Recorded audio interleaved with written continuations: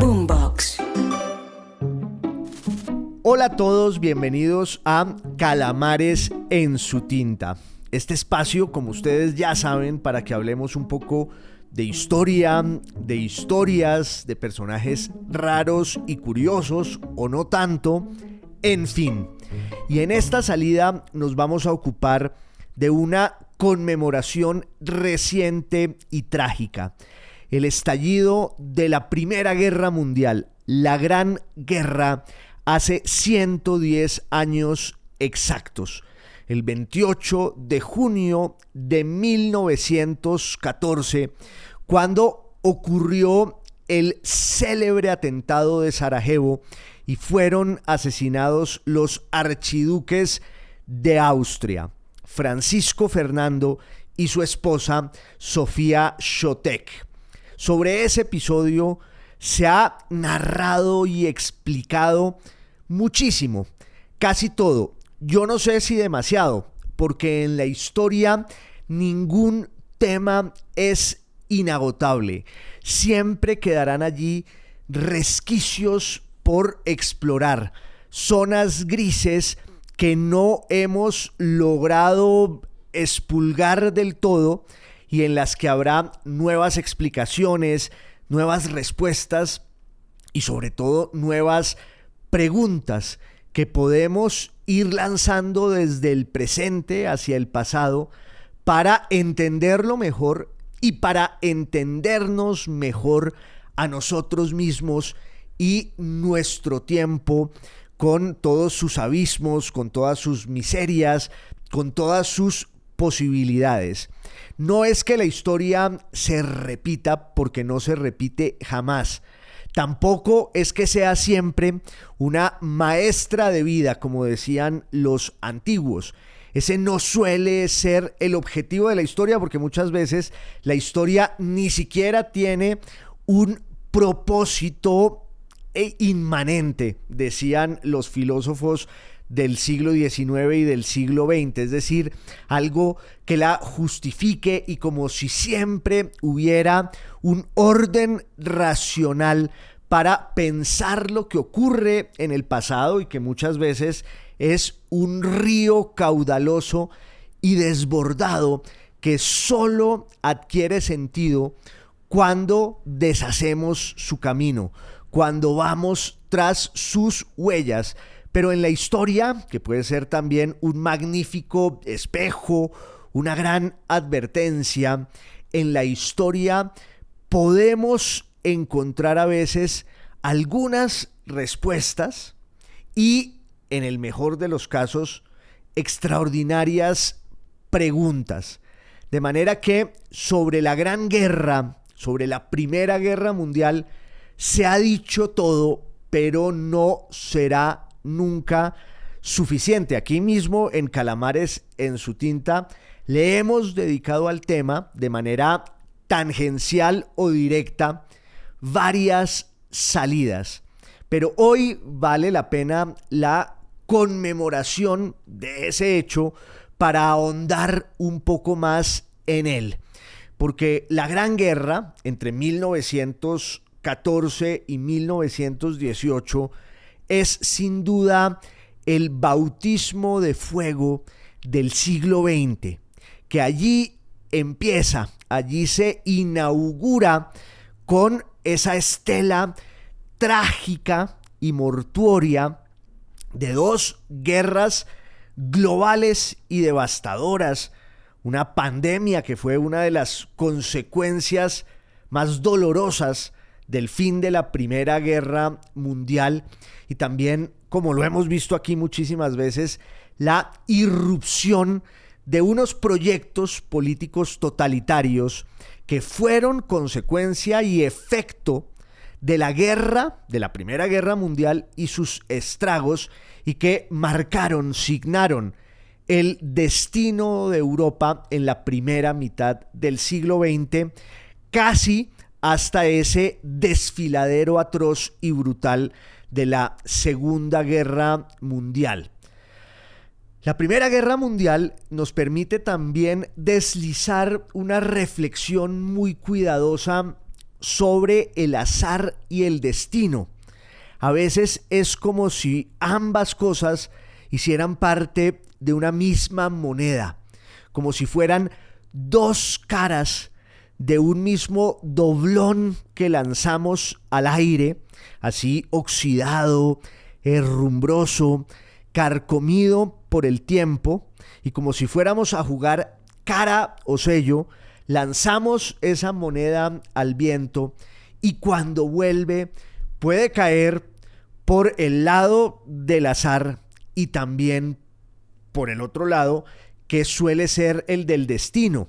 Es muy difícil entender de qué forma el azar se va decantando y va adquiriendo el ropaje del destino. Esa es una preocupación más bien literaria y hasta filosófica de muchos de los que se ocupan de la historia y el pasado. No es que sea la preocupación fundamental, pero sí regala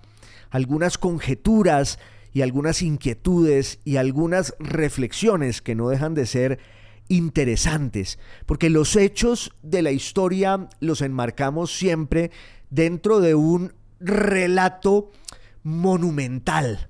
grandioso, y asumimos que ahí hay una lógica interna que nos dice que eso que ocurrió es lo que tenía que pasar. Hay muchos teóricos y filósofos de la historia que tratan de indagar en ella eso que decía antes, como un propósito muy profundo, como si la historia arrastrara consigo siempre unos significados y un sentido que deben irse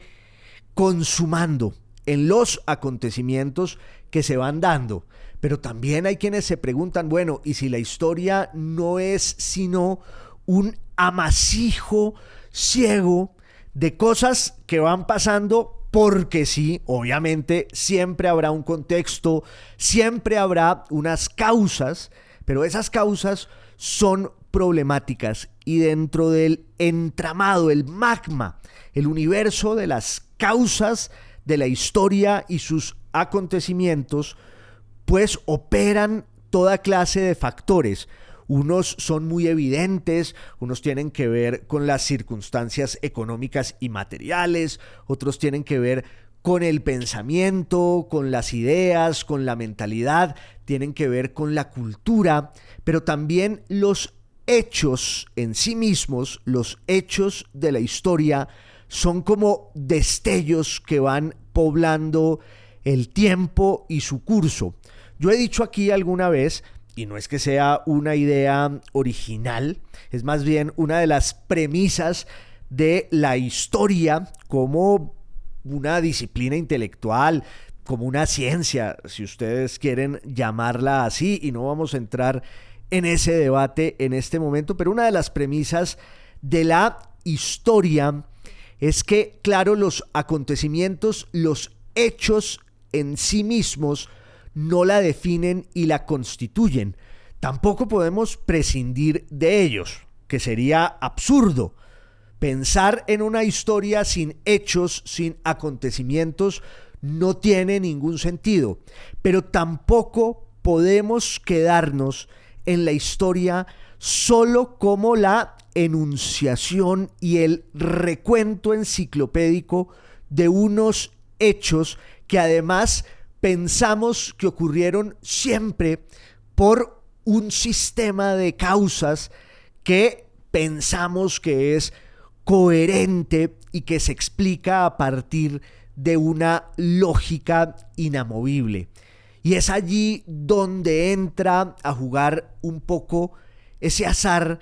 que va cobrando el peso del destino, porque se toman unas decisiones que no siempre son trascendentales, que no siempre estaban dentro de los planes de los actores y los protagonistas de la historia, y esos azares, esos cambios a última hora, pues van definiendo el curso de los acontecimientos, a veces de manera definitiva y perdurable. fue un poco lo que ocurrió en el estallido de la Primera Guerra Mundial hace 110 años, y ya veremos por qué. Pero quería cerrar como esta introducción con una reflexión de uno de mis escritores favoritos, un novelista español del siglo XX, para mi gusto el mejor novelista y prosista de la lengua española en los últimos 40 años, Javier Marías, el hijo del filósofo Julián Marías y de una extraordinaria intelectual y filósofa española del siglo XX que se llamaba Dolores Lolita Franco. Javier Marías heredó pues todo ese mundo de la cultura que conoció y en la que abrevó desde niño, desde el nacimiento, e hizo de esa herencia un verdadero prodigio, uno de los tesoros literarios no solo de nuestra lengua, sino de todas las lenguas. No hace falta que yo repita que es uno de mis escritores favoritos, uno de mis ídolos. Y Javier Marías tenía una idea recurrente en sus tramas y en sus novelas. Era como una especie de premisa poética y hasta filosófica con la que él iba componiendo y urdiendo y concibiendo sus historias. Esa premisa es la de que todos los hombres somos aquello que decidimos ser y hacer, pero somos también aquello que decidimos no ser y no hacer. Es decir, que a la par con nuestro destino y nuestra biografía, hay allí como una sombra negada y fallida que los acompaña y en la que están todas esas decisiones que nunca nos atrevimos a tomar, todo lo que desechamos, la puerta que no abrimos, las palabras que no dijimos, la llamada que no hicimos. En la historia yo creo que también gravita esa sombra de lo no ocurrido. Hay todo un género a la vez literario y pseudocientífico de lo que podríamos llamar la historia conjetural. Algunos lo llaman la historia contrafáctica o la historia de las ucronías. No nos perdamos como en esa selva tupida y enmarañada de los nombres, pero hay todo un género de quienes tratan de pensar lo que hubiera podido ser si los hechos de la historia hubieran sido distintos. Es, por supuesto, un juego que le pertenece más, ya digo, a la literatura y a la ficción que a la historia misma, porque la historia se ocupa de lo que en realidad ocurrió, decía un historiador alemán del siglo XIX, Ranke, aunque también hay que decir que ahí hay un problema, porque la decisión misma de pensar en aquello que ocurrió suele ser muy compleja y todo relato histórico revela los intereses y los prejuicios y las obsesiones de quien lo postula, de quien lo narra. Pero es mucho más ambicioso, sin duda, que desde la literatura y desde un juego histórico e historiográfico uno quiera imaginarse lo que hubiera podido ser si las cosas hubieran ocurrido de una manera muy distinta. Pensémoslo muy rápido con respecto al siglo XX. ¿Qué hubiera pasado si el archiduque de Austria y heredero a la corona del Imperio Austrohúngaro, esa corona doble de la que ya hemos hablado aquí también muchas veces y sobre la que hoy volveremos un poco porque pues no podemos hablar de la Primera Guerra Mundial y su estallido sin referirnos a eso que algunos han llamado un imperio sin atributos? para hacerle un homenaje a uno de sus mayores novelistas, Robert Musil, que escribió una novela que refleja ese mundo decadente y crepuscular, pero también luminoso y brillante de los años finales del Imperio Austrohúngaro. Esa novela se llama El hombre sin cualidades o El hombre sin atributos y es una obra maestra de la literatura, aunque de alguna manera es una novela inconclusa, pero sobre todo sirve como una clave literaria para desentrañar el espíritu de ese mundo plurilingüe, pluricultural, marcado por tantas tensiones y por tantos conflictos y por un burocratismo anacrónico que operaba desde Viena y que fue también, de alguna manera, una de las causas de la Primera Guerra Mundial y su estallido. Entonces, a la hora de hablar de ese mundo, ahí tenemos un personaje protagónico, que es el archiduque Francisco Fernando, que iba a heredar la corona de su tío, el emperador Francisco José, y Francisco Fernando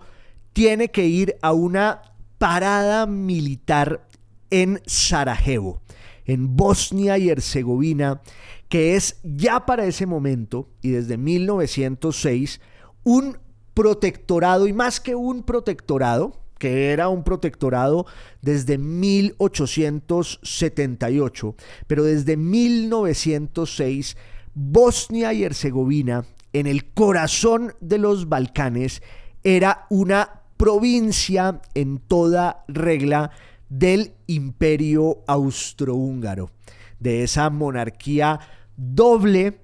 de Viena y de Budapest, que además se extendía por la Europa del Este y que era la vieja evocación del Sacro Imperio Romano Germánico y su zona de frontera con otros dos actores fundamentales del estallido de la Primera Guerra Mundial, para que veamos también las causas remotas y milenarias de la guerra. Esos dos actores son el Imperio Ruso y el Imperio Otomano, el Imperio Turco.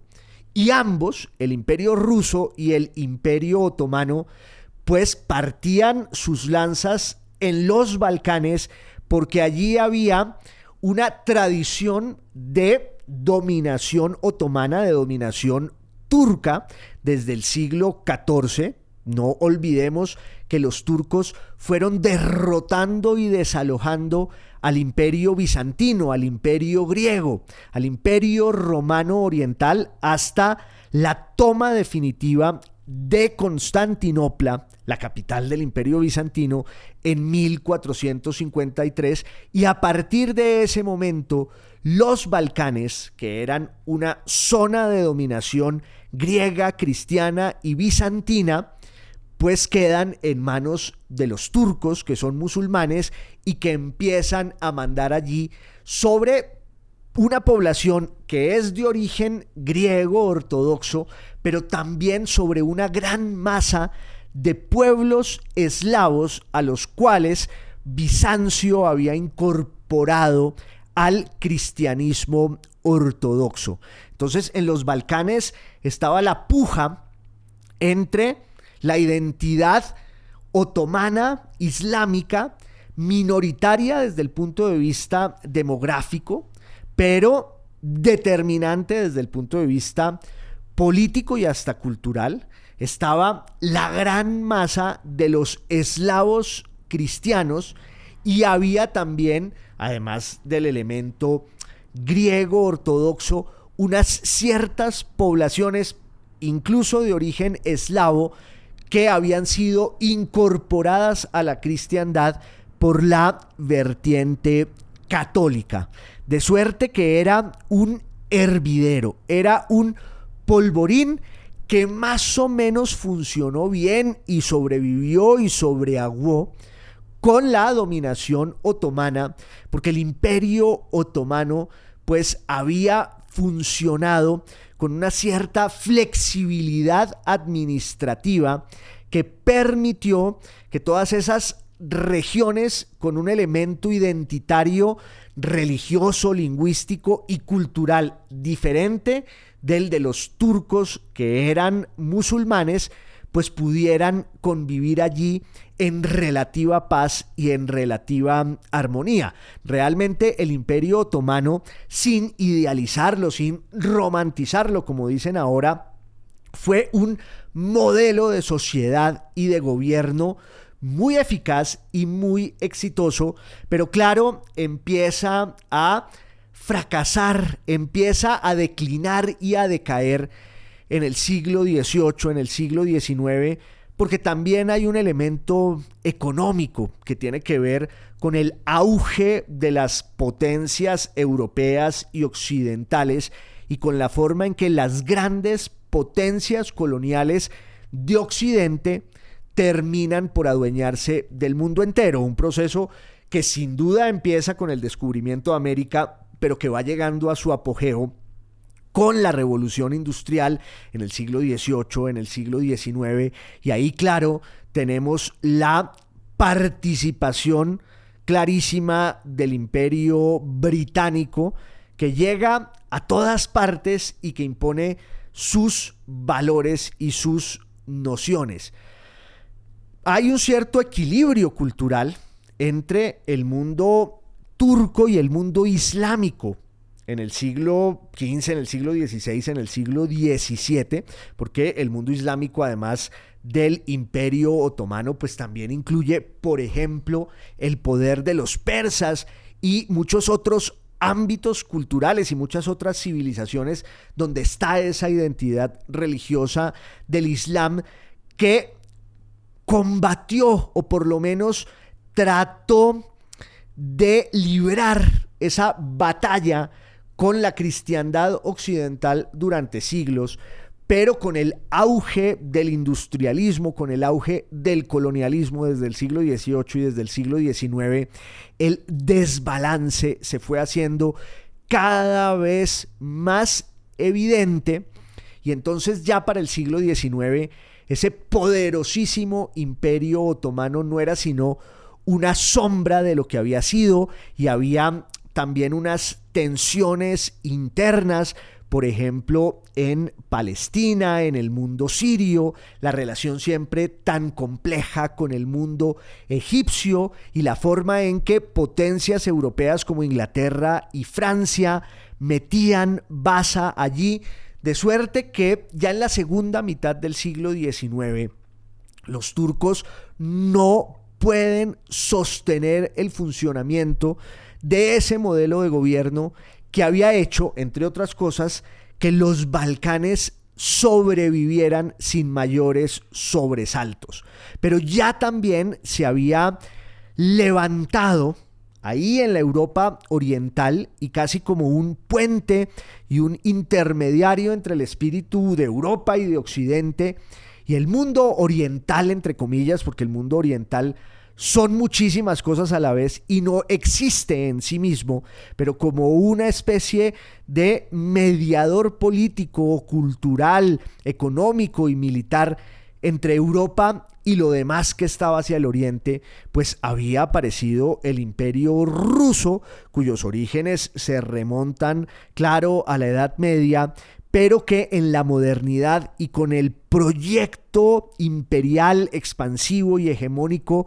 de un zar como Pedro el Grande a principios del siglo XVIII y luego de una zarina como Catalina la Grande, pues ese imperio se vuelve uno de los actores fundamentales de esa zona de frontera en la que se da la disputa entre los turcos, que son musulmanes, los rusos, que son cristianos ortodoxos, que son eslavos, y ahí se ha ido metiendo, porque siempre estuvo en esa zona de frontera,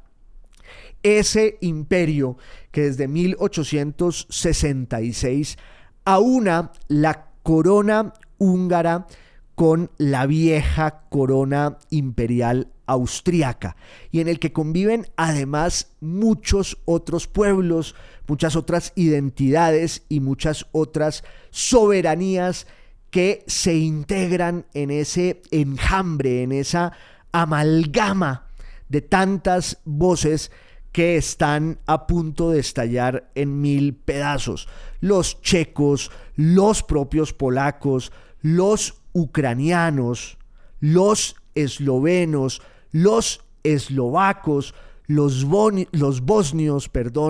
los croatas, de suerte que el oriente del imperio austrohúngaro pues es siempre un mundo fragmentado y al borde del colapso. Y en la segunda mitad del siglo XIX esa situación fue agravándose y fue empeorando porque hubo una serie de guerras entre Rusia y Turquía en las que intervinieron todos los reinos, las potencias de la vieja Europa. Y eso incluye a Inglaterra, incluye a Francia, incluye a Alemania, que antes no existía como tal, pero que empieza a ser un imperio unificado desde 1870-71, que ese fue otro de los hechos, otro de los factores determinantes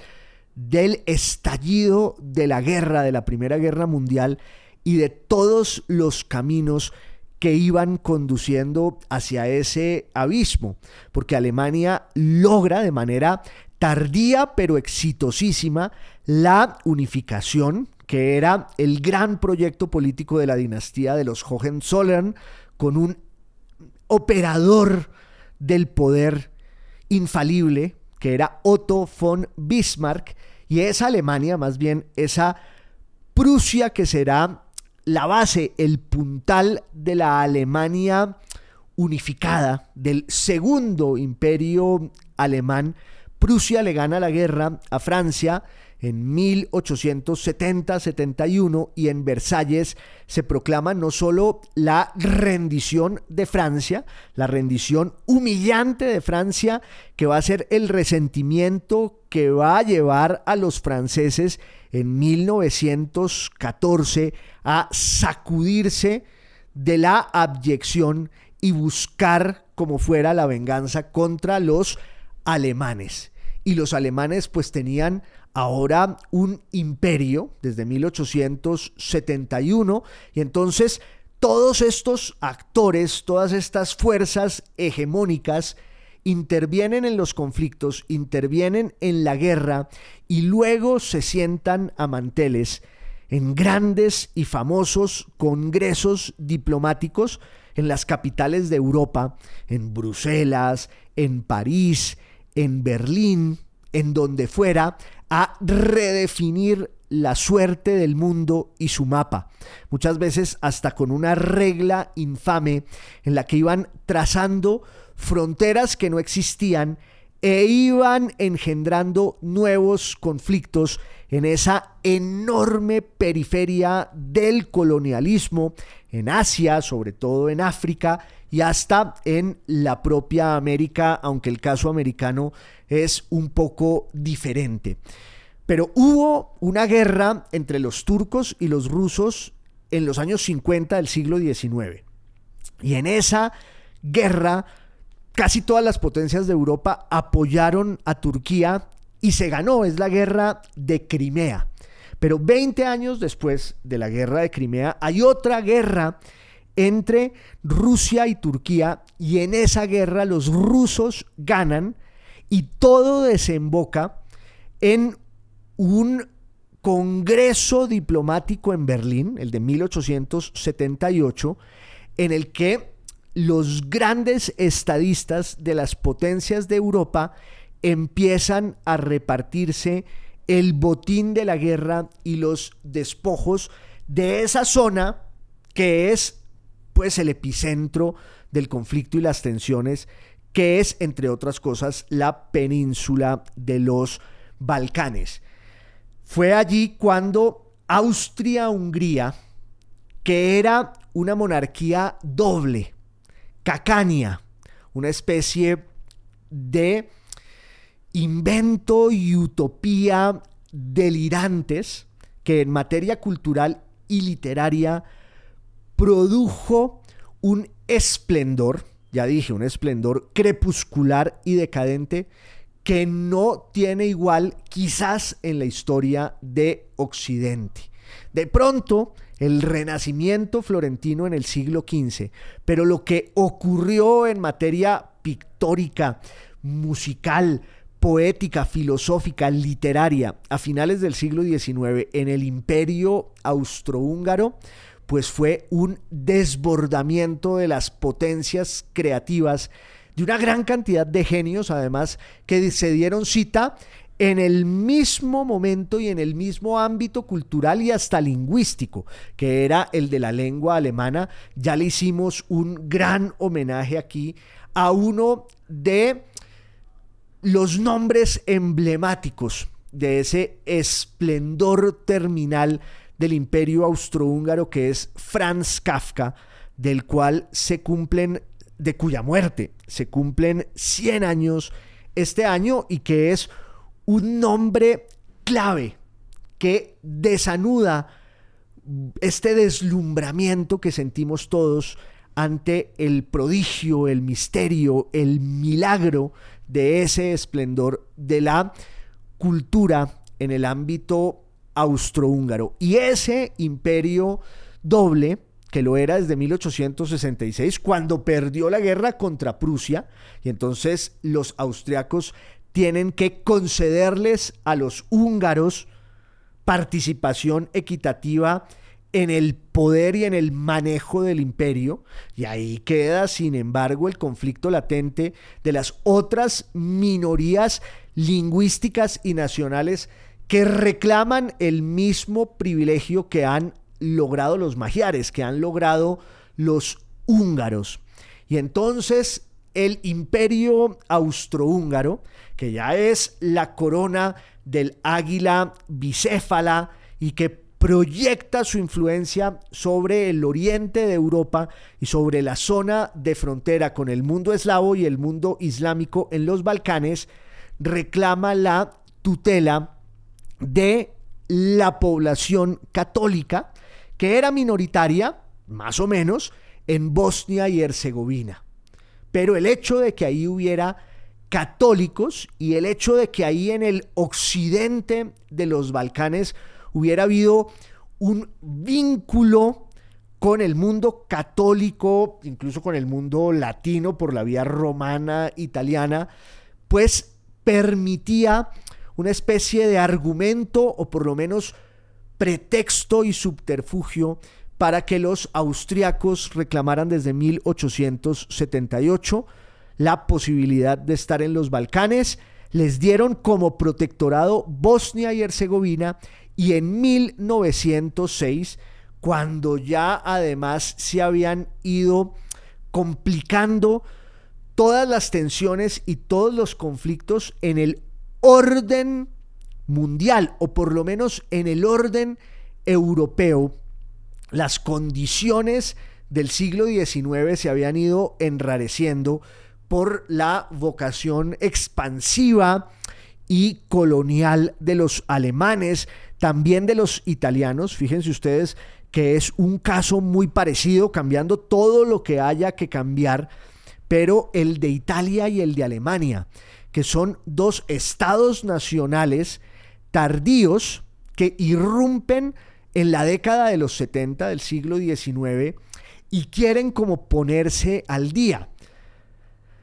Ese es un hecho que no hay que despreciar del todo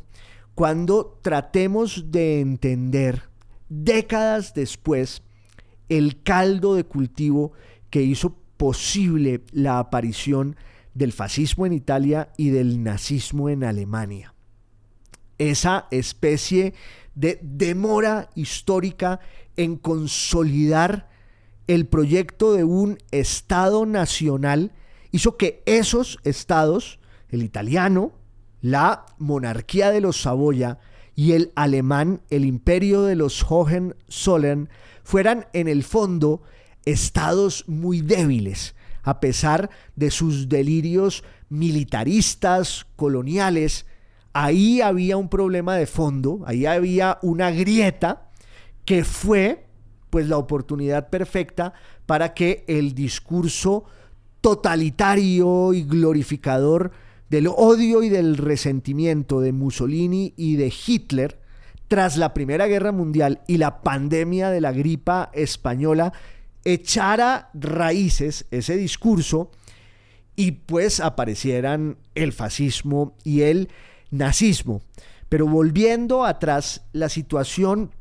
en la Europa oriental y sobre todo la situación en el mundo balcánico era cada vez más complicada.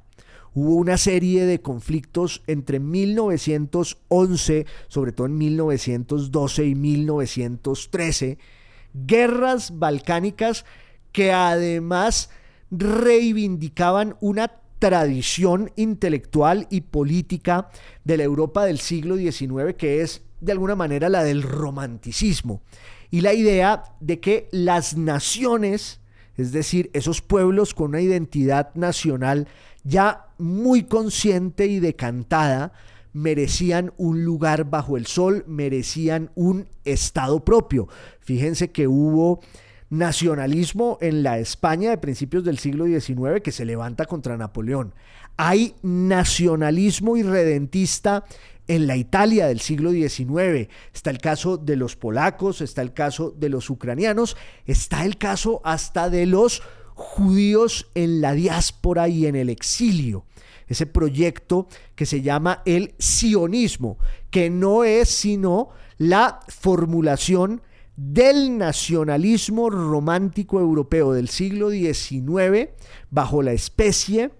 del reclamo histórico de los judíos por tener un territorio y un estado. Claro, ellos al final llegan a la consecuencia y más bien a la conclusión de que ese territorio tiene que ser en su tierra prometida, en la Palestina. Pero en el caso de los Balcanes, la situación era cada vez más difícil e inmanejable.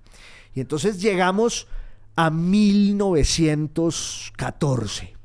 el año agorero que lo cambió todo. Se han escrito muchísimos libros solo con ese título, 1914. ¿Qué pasó allí? Porque además, si uno revisa esa historia, en la víspera todo parecía perfecto, todo parecía mejor que nunca. También se han escrito libros sobre 1913 con la idea de que ese año fue una especie de verano inconsciente del siglo, como la fiesta en la que están todos sin saber lo que les corre pierna arriba, como si toda Europa bailara en el cráter de un volcán sin darse cuenta de que al otro día iba a estallar en 1000 pedazos, iba a hacer erupción. Y eso fue lo que pasó. En 1914 hay una serie de conmemoraciones y celebraciones un poco postizas e impuestas del imperio austrohúngaro en todas partes, pero sobre todo en los Balcanes. Y era urgente que uno de los miembros de la familia imperial viajara a una parada militar del ejército austrohúngaro en Bosnia y Herzegovina, donde había, claro, unas autoridades y una estructura completamente burocrática, que era la característica por excelencia del imperio austrohúngaro, su ciego burocratismo, esa tupida maraña de rituales anacrónicos que además eran el timbre de honor del propio emperador, de Francisco José, que llegó a ser emperador de Austria en 1848. Piensen ustedes en la longevidad de este emperador, cuya esposa fue asesinada, la famosa Sisi, por un anarquista italiano, porque también estamos hablando de ese mundo de los revolucionarios, de los anarquistas, retratado de forma magistral, quizás insuperable, por Joseph Conrad en tantas novelas que se ocupan de ese fermento de la violencia política en la Europa del Este. Y eso va a derivar, entre otras cosas, en el proyecto revolucionario ruso del bolchevismo, que termina triunfando gracias a esa guerra que estalla en junio de 1914. Entonces, la estructura política, ritual y la solemnidad asfixiante del imperio austrohúngaro estaba encarnada en el propio emperador. Él tuvo un par de hermanos, en realidad pues más, pero dos de sus hermanos van a tener una participación política muy destacada, y uno de ellos es el malogrado Maximiliano, que fue a México. Alguna vez hablamos en nuestra primera temporada de ese absurdo y delirante y trágico y catastrófico desembarco de Maximiliano de Austria en México para levantar allí un imperio completamente inútil entre 1864 y 1867. Pero Maximiliano era más bien un liberal, un ilustrado. Su hermano Francisco José, en cambio, era hechura arquetípica de todos los valores del conservadurismo y el militarismo austriacos. Entonces, su esposa fue asesinada por un anarquista. Su hijo, Rodolfo, que iba a ser el heredero de la corona, se suicida, y entonces quien hereda la corona es su hermano, Carlos Luis, pero su hermano renuncia a los derechos hereditarios para que sea su hijo, el archiduque Franz Ferdinand, Francisco Fernando, quien reciba la posta, la antorcha de la continuidad milenaria del imperio austrohúngaro. Y resulta que Francisco Fernando también era un temperamento excepcional, más parecido incluso al de su tío Maximiliano, que murió fusilado en México y del que decían que era hijo del hijo de Napoleón Bonaparte, es decir, del rey de Roma, de Napoleón II. Imagínense ustedes esa rocambolesca genealogía. El emperador de Austria y de México, fusilado en México, en Querétaro, si no estoy mal. Ese emperador había podido ser nieto de Napoleón. Y su sobrino, Francisco Fernando, pues era un temperamento bondadoso, superficial, porque le correspondía, con un apego inexplicable por ese nuevo invento de la velocidad y el automóvil. Parecía como esos colombianos que adoran los carros y las motos que suenan, porque salía a pasear por Viena en unos carros que tenía y le fascinaba despertar y atormentar a todos sus vecinos. Y se casó en el año de 1900 con una noble de origen bohemio, y ya hablamos un poco de la Bohemia y de ese mundo en Chequia y en Eslovaquia, el mundo de Kafka, que también habla lengua alemana, que se llamaba Sofía Chotek. El problema es que Sofía Chotek, que venía de una buena familia, pues no tenía las credenciales imperiales para casarse con Francisco Fernando, que en realidad se enamora perdidamente de ella, renuncia al matrimonio que le habían organizado en su familia para la continuidad imperial y a regañadientes el imperio acepta que él se case con una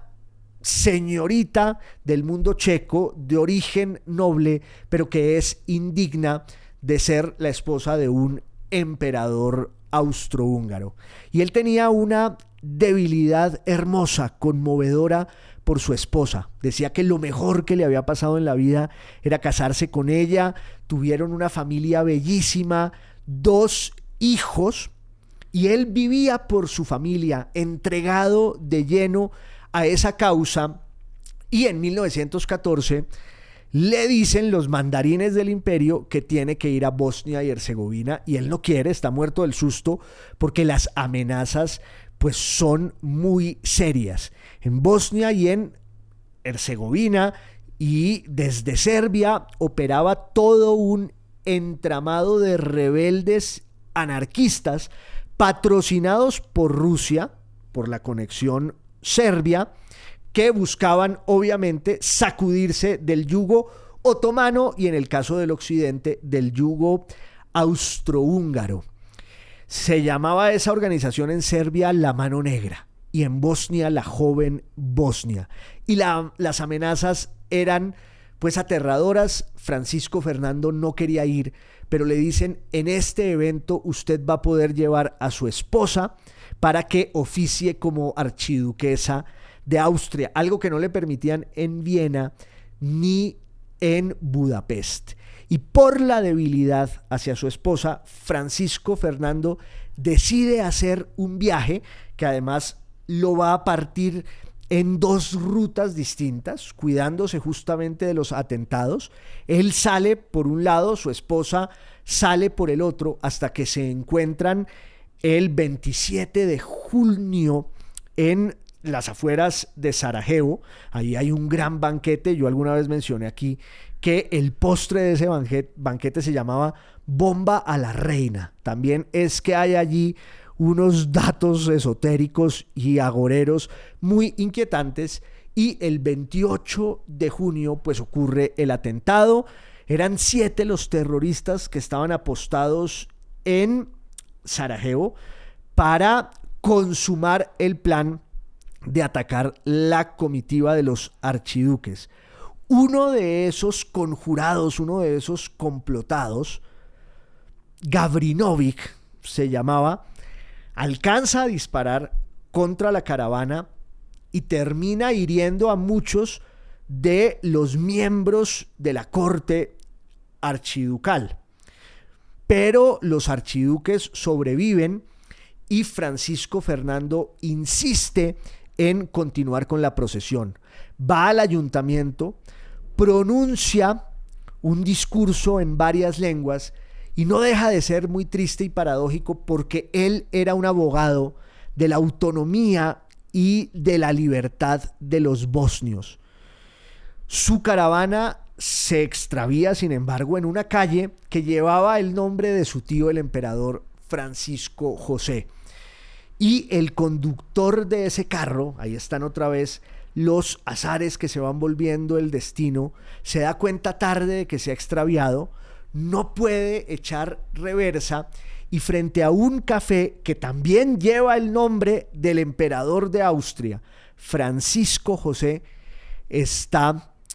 el asesino que se llama Gavrilo Princip, que está comiéndose un bocadillo y sin dársele nada, frente a la puerta del lugar en el que está, ve la imagen de los 2 archiduques que tampoco tienen la menor idea de lo que está pasando. Ven la zozobra y la preocupación de su conductor, que está tratando de encontrar de nuevo la vía, y él desenfunda el revólver que llevaba en la mano y pues dispara los 2 primeros tiros de la Gran Guerra, de la Primera Guerra Mundial, y mata a Sofía y mata al archiduque Francisco Fernando. Ahí vendrá un largo proceso de juegos e intrigas de la diplomacia para evitar lo que era inevitable, el abismo de esa guerra. ¿Qué hubiera pasado si no hubiera estallado? Pues quizás Europa se habría librado de ese horror, millones de muertos que lo fueron por cuenta de lo que ocurrió y que estamos conmemorando en estos 110 años de esas 2 primeras balas de la Primera Guerra Mundial, en esto que es Calamares en su tinta, que es podcast, es video podcast y es radio. Hasta la próxima, un abrazo a todos. Boombox.